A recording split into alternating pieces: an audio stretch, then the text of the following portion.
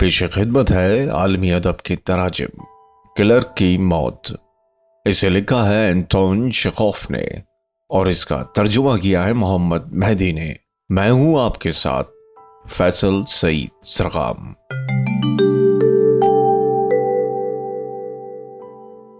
वो रात बहुत अच्छी थी जब बहुत अच्छा क्लर्क इवान दिमित्रिच चिरियाकोव थिएटर की दूसरी कतार में बैठा दूरबीन की मदद से ले क्लॉश दे कॉर्नेवल से लुत्फ अंदोज हो रहा था। वो स्टेज की तरफ देख रहा था और अपने आप को इंतहाई खुशनसीब इंसान समझ रहा था कि दफातन लफ्ज दफातन बहुत पिटा हुआ है, लेकिन मुसन्निफ इससे भाग कैसे सकते हैं जबकि खुद जिंदगी में हैरत अंगेज बातों की कमी नहीं है। तो दफातन उसका चेहरा मुतगय्यर हुआ, दीदे ऊपर की तरफ चढ़ गए, सांस रुक गया। वो दूरबीन से मुंह हटाकर अपनी निशिस्त पर दोहरा हो गया और आख छी यानी उसे छींक आई। अब ये तो जाहिर है कि हर शख्स को हक है कि जहां भी चाहे छींके। किसान, पुलिस, इंस्पेक्टर, यहां तक के बड़े बड़े सरकारी अफसर भी छींकते हैं। हर शख्स छींकता है, हर शख्स। चिरियाकोव को जरा भी घबराहट ना हुई। उसने जेब से रुमाल निकालकर नाक पोंछी और अच्छे तरबियत याफ्ता इंसान की तरह अपने चारों तरफ मुड़कर देखा कि मेरी छींक किसी के लिए खलल अंदाज तो नहीं हुई। और तब तो उसे वाकई उलझन महसूस हुई, क्योंकि उसने देखा कि पहली कतार में बिल्कुल उसके सामने बैठा एक मुख्तसर सा बूढ़ा शख्स बड़ी एहतियात से अपने गंजे सर और गर्दन को अपने दस्ताने से साफ कर रहा है और साथ ही साथ कुछ बड़बड़ाता जा रहा है। चिरियाकोव ने पहचान लिया कि यह बूढ़ा शख्स वजारत रसलो रसाइल का सिविल जर्नल ब्रिजोल्फ है। उस पर छींक दिया। चिरियाकोव ने सोचा, ये दुरुस्त कि ये मेरा अफसर नहीं, लेकिन फिर भी बुरा लगता है, मुझे माफी मांग लेनी चाहिए। चिरियाकोव कुछ खांस कर आगे की तरफ झुका और जनरल के कान में उसने चुपके से कहा, जनाबे आली, माफ कीजिएगा, मुझे छींक आ गई। मेरा हरगिज मकसद नहीं था। कोई बात नहीं, मुझे माफ कर दीजिए, मैं ये पहले से समझी बूझी चीज नहीं थी। मेहरबानी करके आप खामोश हो जाएं तो अच्छा है, मुझे सुनने दीजिए। चिरियाकोव कुछ बौखला गया, निदामत आमेज अंदाज में मुस्कुराया और स्टेज की तरफ तवज्जो मरकूज करने की कोशिश करने लगा। वो एक्टरों को देखता रहा, लेकिन अपने आप को खुशनसीब इंसान महसूस न कर सकता था। परेशानी उसे खाए जा रही थी। इंटरवल में वो ब्रिजोल्फ के नजदीक पहुंचा। कुछ देर तक हिचकिचाता रहा और आखिर झिझक पर काबू पाकर ज़ेरे लब बोला, जनाब अली, मैंने आप पर छींक दिया, माफ कीजिए। आप जानते हैं मेरा मतलब ये नहीं था। अच्छा, मैं तो उसे भूल भी गया था, उसे दोहराना जरूरी है क्या? जनरल बोला। इसका निचला होठ बेसब्री से फड़क रहा था। कहता है मैं भूल भी गया था, लेकिन उसकी नजरों का अंदाज मुझे पसंद नहीं। जनरल की तरफ गैर मुतमईन अंदाज में देखते हुए चिरियाकोव ने सोचा, मुझसे बात करना नहीं चाहता, इसे ही समझाना चाहिए कि मेरा मंशा नहीं था। ये तो फितरत का कानून है, वरना वो समझेगा कि मैं उस पर थूकना चाहता था।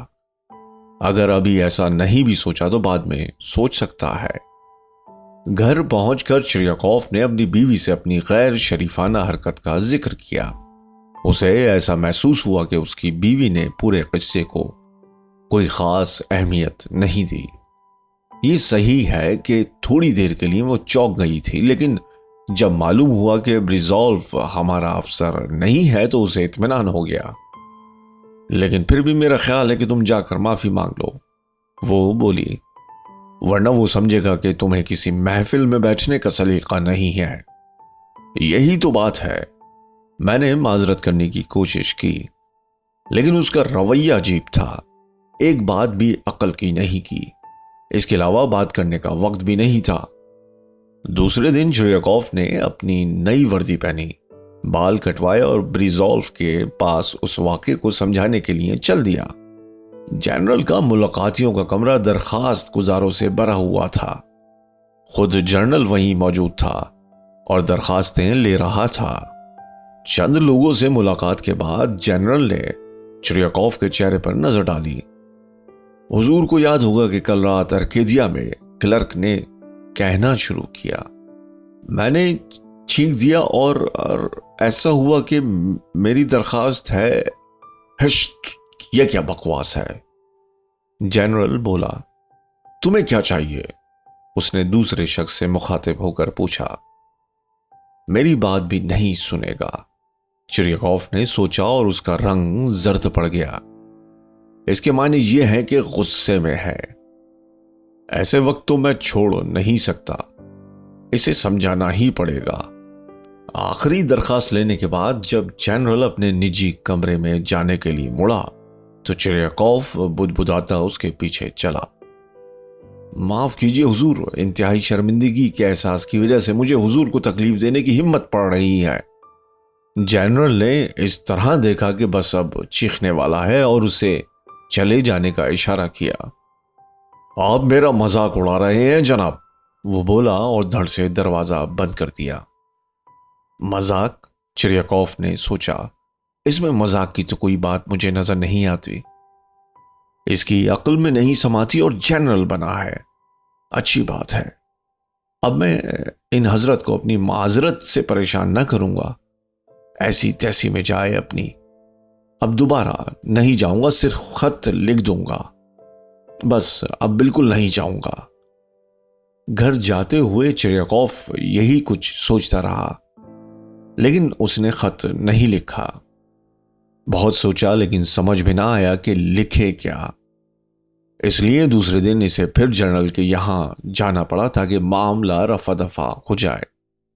کل میں نے حضور کو زحمت دینے کی جرت کی تھی۔ جنرل نے اس کی طرف سوالیہ نگاہوں سے دیکھا کہ اس نے کہا، اس لیے نہیں کہ میں آپ کا مذاق اڑانا چاہتا تھا، جیسا کہ حضور نے فرمایا تھا۔ میں تو معذرت کرنے کے لیے آیا تھا کہ میں نے چینک کر آپ کو تکلیف پہنچائی، اور جہاں تک آپ کا مذاق اڑانے کا سوال ہے تو ایسی بات تو میں کبھی سوچ بھی نہیں سکتا۔ میری ہمت کیسے پڑ سکتی ہے؟ اگر ہم نے لوگوں کا مذاق اڑانا شروع کر دیا تو پھر کوئی عزت ہی باقی نہ رہ جائے گی، اپنے سے بڑوں کی عزت ہی نہ رہ جائے گی۔ نکل جاؤ یہاں سے، جنرل چیخا۔ غصے کی وجہ سے وہ کانپ رہا تھا اور نیلا پڑ گیا تھا۔ جی کیا؟ چریاکوف جو خوف سے سہم گیا تھا ہکلانے لگا۔ نکل جاؤ، جنرل نے پاؤں پٹکتے ہوئے دہرایا۔